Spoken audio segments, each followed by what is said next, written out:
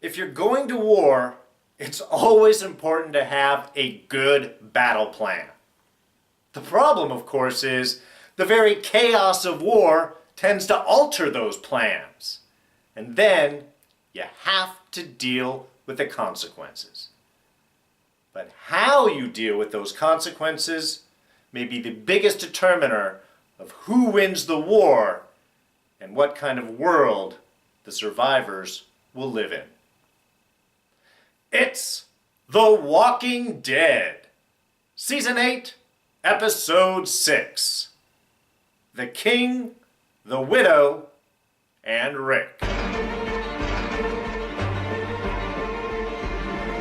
Hey everyone, D here, and welcome to this week's review of The Walking Dead. So, as usual, spoilers are shambling slowly towards you. Alright, so, consequences episode of the war. Like I had said in the opener here we're dealing with the consequences of our battle plans and how those are altered by the very act of war. And I have to say, I really enjoyed how they opened up this episode with everyone sort of catching letters and communications, catching each of our main forces up. It explains what the photographs were for, well, part of what the photographs were for, the rest, of course, we'll hit on later, as well as the little notes that Rick was taking. So I guess these were handed off and sent out to each group. I love... And Rick's, of course, is left in a microwave in a wheelbarrow by the side of the road. Just dead drop, I suppose. I guess they knew where he was going, but nobody really wanted to catch up with him, or timing-wise. Well, he was delayed, because he was walked. That must have been the backup meeting point. But it did give us kind of the interesting introspective, the interesting viewpoint of how war affects all of our plans. We have Rick starting off where everything pretty much went according to plan. The saviors were killed, we lost some people, it sucked, but things are moving forward. And that's pretty much what had happened with Rick's whole story. And I'm assuming he had sent out his letter before they lost the truck with the 50, the Browning, and the explosives. But that's a minor point. So we've got Rick where things go pretty much well, as planned. Then we have from the hilltop, Maggie's group, Jesus and Morgan and Tara, and the effects on them, where it went well, but not entirely according to plan. Now we have prisoners. We've got a complication. Rick took care of all the saviors. Now the hilltop, they've got prisoners. They have some saviors there, so they're going to have to feel how to deal with that. So victory, but with complications. And then, of course, we have the kingdom, Ezekiel, where things looked good for a while, but then all fell apart, complete loss, victory, but at a high cost. And now, of course, we even have Carol being the letter writer and not Ezekiel, because that loss has hit him so hard. So we have how the battle has evolved, and then we get to see really how everybody is dealing with each of those fallouts. Rick, not quite so much, because he's kind of on his own in the middle of the mission. We're really seeing a lot of that more in the hilltop community with Maggie and the prisoners, and with Carol and Ezekiel over at the Kingdom. For the Alexandrians, we have maybe the fallout of Rick not being there and being off on his own. And since the episode is The King, the Widow, and Rick, we'll follow things that way. Let's start off with the Kingdom and Ezekiel, who has pretty much locked himself up at this point, hiding away from his failures or perceived failures. And what we find a lot going on with this little section is the idea of purpose. And I think that's pointed out when we have Jerry at the beginning, who was telling Carol that he told me to leave, that I didn't need to be here anymore. But this is what I do. And poor Jerry, man, there was such kind of heart in that statement. It really made me reach out. But the idea, this is what I do. This is his purpose. And this is what people have found following Ezekiel in the kingdom. That idea of purpose. The people are choosing to follow these particular roles. They have a need and they choose to follow them. For Jerry, of course, it's standing by the king, standing guard, keeping watch. For Carol, it's making sure that things keep going. She is constantly moving forward, and if Ezekiel's not going to deal with it, then she's going to try and get things moving on her own. Even our little warrior kid's got a purpose. A little badass. I hope he doesn't get killed. I loved him taking out those walkers. Well, fighting off the walkers. I almost thought for a moment he was training until I recognized the armor and that he was probably in the wrong place to do that. But he has a purpose. He's not scared. He's there to avenge the death of his brother. So all of these ideas of purpose help guide us and keep us moving forward. Who doesn't have purpose, of course, in this case, would be Ezekiel, who has lost it, who has pretty much seen his failures and cannot see himself bringing people forward. He has lived this character, called himself a king, and now that the weight of that responsibility has really fallen on him, he's a little shaky on it. And it's understandable in that sense. I mean, that is a hard loss to take. As he said, I knew the damage, and yet I smiled. It was his big speech, and yet I smiled. Not smiling now. But that final scene between him and Carol, Carol is really stepping in to motivate it, to get him to going. This is that idea of it's fake it till you make it. Okay, you were playing a role, fine. Step up and do what you need to do. And if you can't step and do what you need to do and believe it, then fake it. Play the role that you keep playing. I do. And for Carol, she does. I mean, she's gone from little meek wife up until the biggest badass in the apocalypse. And she constantly plays roles. When she was falling apart, she was playing the role that she could handle it. When she was prisoner and surrounded by bad people, she would play that she was the meek housewife. When she's in Alexandria, she played all coy and, oh, I can't do anything. And then when battle comes, takes things out. She is faking it constantly, faking the outward appearance of a functional human being, while inside she is a total wreck. And we have seen her arc throughout this show. So that idea, and she's saying, and I'm still here. And that's what she's really trying to convey on Ezekiel. And I thought it was going to work. I really did. It was a great speech. It was powerful. It supported what he needed to be. It said that there were going to be people around. It said, look, we are all choosing to follow this. You need to step in because you are inspiring people. People want to follow that. You have to be there. You took the responsibility of people's lives, and now that they're lost, you have to help your people guide through that pain. It was a great speech. Totally thought that Ezekiel was going to buy it. But then he just quivers off with, I can't. So assuming at this point that Carol's just going to go and kick his butt and just drag him outside and make him do it. That's what I would suspect. But we're going to have to sort of wait and see if he can pull that out. We do have Carol. She is a functional leader, and she can step in and step up, and I believe people would follow her example. She just has that personality.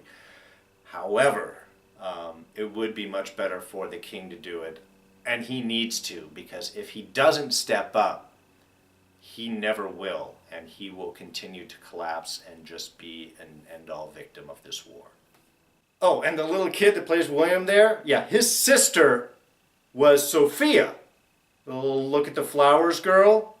So yeah, Carol really kind of has to take care of this boy, or just really bad family karma. Now, of course, Maggie and the Hilltop really have the chunk of this episode, because they're really dealing with the biggest issue, I think, and that is, of course, the prisoners, the saviors. How do we treat them? Where do we go from here? And I think that's actually the big question that really overshadows and drives this particular part of the episode, is what Jesus asked Maggie when she comes out, being like, what do you do with all these prisoners, feeding them our food? And that is, what is it that we're fighting for? What is the world that we want afterwards? And that idea is we want what's left to be worth what we lost. Worth the price in lives on our side that is being paid. What is the vision that we are going for when this is all done? And we talked about this before when we talked about the difference between expediency and mercy. Yes, it's easier to just kill everyone and then you don't have any questions. Mercy being the idea of looking forward to what is the world that we want to live in. And I thought they really, again, they dealt with this question well. There were complications, there were moves back and forth, and even when it all wrapped up, it wasn't a happy, super clear, let's be the best that we can be picture. Really much more of a pragmatic solution at the end. And then, of course, we have Gregory in the midst of all of this.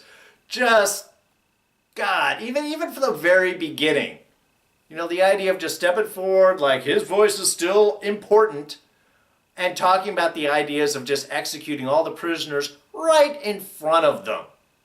The man has no tact. The man is nothing but self-interest. So I loved how things ended up with him.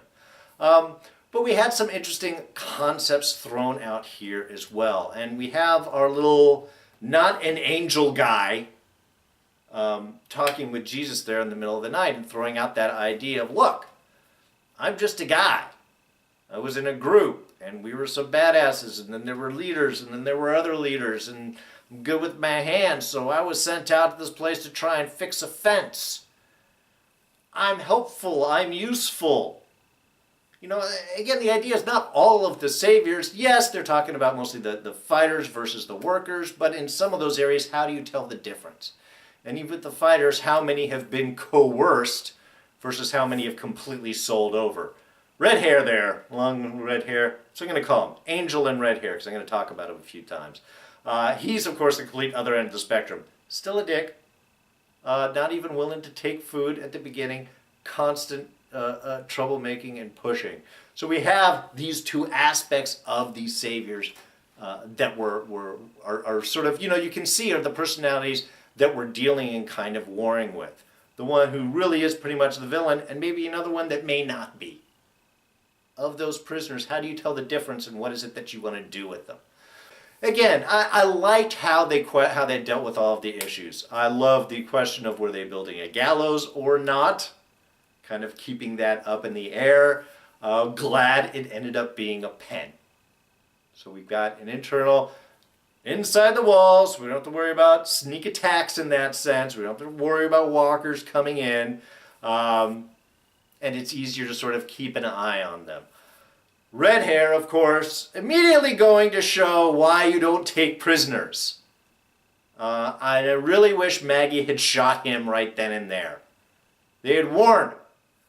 We're going to treat you well, we're going to feed you, we're not going to abuse you, but we expect you on your best behavior and you're going to pay for it. So the first one who steps out of line, she just beats him. But really, you know he's going to be trouble. Angel there, or not an angel, glad that he'd said something about thank you. Certainly is enlightening for him as an individual and for the reason of why you want to keep the prisoners. Also love the fact that he tried to stop Red Hair from his whole escape attempt. Now, that the follow-up statement Red Hair says was, don't worry, we're going to own this place, and Angel didn't really say anything to tell him to shut up. Some of the saviors you know you definitely can't trust. Others you want to trust, but you don't know if you can. The fact that they don't give us those clear answers, I think is great because when we get to our eventual decision that Maggie had said, there's a bit of an understanding to it. One, it's cold, and you know, Jesus is like, thanks man for not killing these people. And Maggie was like, well, we're doing it because we may need them. We may have to trade them for our people. They may have some use. However, if they don't have a use, we will have to kill them. So again, a very pragmatic side for Maggie. Yes, there's a certain level of mercy, and it buys a level of time for other choices to come up. Yes, it also allows time for possible escapes and backstabbings and other types of issues, which would probably then still the end of all of the saviors, whichever side that they choose on any type of escape. Unless half the saviors beat up the other half who are trying to escape. That might end up showing well. So yes, there is that possibility, but it also shows that pragmatic side of we don't know who we can trust, and in the end, if it's going to have to go in that direction, it is better to take them all out than to live with a question. I'm not saying that's the right answer, but it is certainly the most pragmatic. And then there's Rick. Rick is going to Jadis, talk to the Heapsters to try and get them over on our alliance side. Why? I'm not entirely sure. Numbers-wise, they have resources. Is it just the move to say, hey, I can recognize that you made a pragmatic choice, but it's not the smartest choice, so I want to give you a chance. And I have to say, the back and forth between the two of them was awesome, because Janice is very straightforward. You can understand, I mean, very clear in the questions. Why are you here? Why would we trust you? Why do you trust us? I shot you. You grazed me. If you had shot me, I'd still be mad at you. That's my favorite Rick part in the entire episode. But we also see where the pictures were for, to show them, hey, the saviors are beaten down, they're done, visual evidence, always effective. And here's our ultimatum. You can switch back, stick with the original deal, join us, fight the saviors, be part of the new world we're building, or we kill you. Could have come in here and killed you, but we didn't. We wanted to talk. An understandable plan. She's not going for it. And I love the line, he talks too much. That's perfect, because they use only the minimal amount of words. Comparatively, he does seem to talk a lot. But it was just, that was sort of a great dismissal there.